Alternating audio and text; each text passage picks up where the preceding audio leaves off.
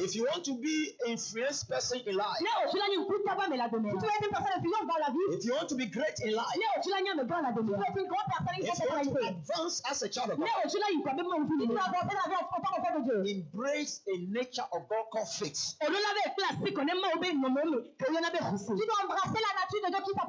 Faith is a nature of God in man. Without faith, your life cannot be transformed.